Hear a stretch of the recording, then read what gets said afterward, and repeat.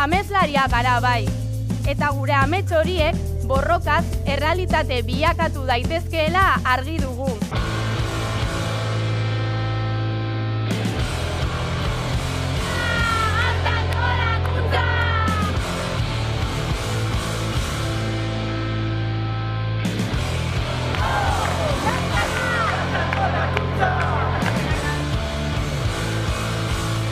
Ametsak egi bihurtzera goaz.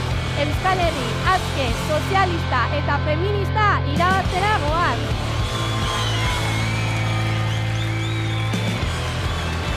Gora Euskal Herria askatuta! Aitortu beharra dugu azken hilabeteak ez direla errazak izan. Gure bizkarrean jarritako 290.000 500 euroko zamak helburu argi bat dauka. Ernai ekonomikoki itoz, politikoki desagerraraztea. Hain zuzen ere, dugun gaitasun kolektibo horregatik abiatu dute gure aurkako operazioa. Ez da ausaz hartutako erabakia izan. Eraso hau, Ernaik agortuta dagoen Espainiar Estatuaren eskaintza inpugnatzeko eta bestelako Euskal Herri baten aldeko borrokari ekiteko duen indarragatik izan da. Era berean, eraso hau ezkerreko independentismoak hegemonia politiko eta soziala lehiatzen ari denean gertatu da. Guk gazteok argi dugu. Euskal Herrian etorkizun bizigarri bat eraikitzeko tresna bakarra independentzia dela. Estatu propioak, egitura propioek soilik bermatu dezaketelako inor atzean utziko ez duen Euskal Herria. Eta hau ez da ezer abstraktua. Burujabetzaren gabeziak gure egunerokotasuna baldintzatzen baitu. Gaur, hemen gauden zenbatek amestu dugu Euskal Herria aske batekin. Zenbatek egin dugu amets duintasunez emantzipatzeko eskubidearekin. Zenbatek euskaraz bizitzearekin. Euskal Herriko zaintza sistema publiko eta komunitarioa eraikitzearekin.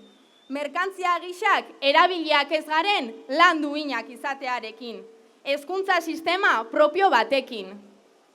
Finean, Euskal Herria etengabe jopuntuan egongo ez den errealitate batekin, eta gure herriaren etorkizunaren inguruan guk geuk erabaki ahal izatearekin. Ametsak egi bihurtzera goaz, Euskal Herri aske, sozialista eta feminista irabaztera goaz. Era berean, isunek eragindako zulo ekonomikoa oraindik ez dugu bete. Eta hurrengo hilabeteetan zehar ere zuen guztion ekarpena beharrezkoa izango dugu. Eta nola ez, aurtengo udaberrian urteroko zita izango dugu gazteon eskutik ekimenean. Gaurdanik, dei egiten dizuegu gazteria independentistari indarrak biltzen jarraitzeko ekimen horretan parte hartzera. Eta beste hitzordu baten berri ere eman nahi dugu. Proiektu espainolistaren defendatzaileek Nafarroaren zatiketa betikotu nahi dute, gure hizkuntza eta kultura desagerrarazi, eta balio atzerakoiak gailendu. Horregatik, urriaren 12an Tafallan mobilizatuko gara. Oldarraldi honi aurre egingo diogu eta Euskal Herria antifasista irabaziko dugula argi utziko dugu. Prest gaude, hurrengo hilabeteetan indarrak biltzen jarraitu eta inongo zapalkuntzari gabeko Euskal Herriaren alde borrokan bultza egiten jarraituko dugu. Beraz, animo guztiei eta jarrai dezagun bat eginez independentziara bidea egiten irabaziko dugu.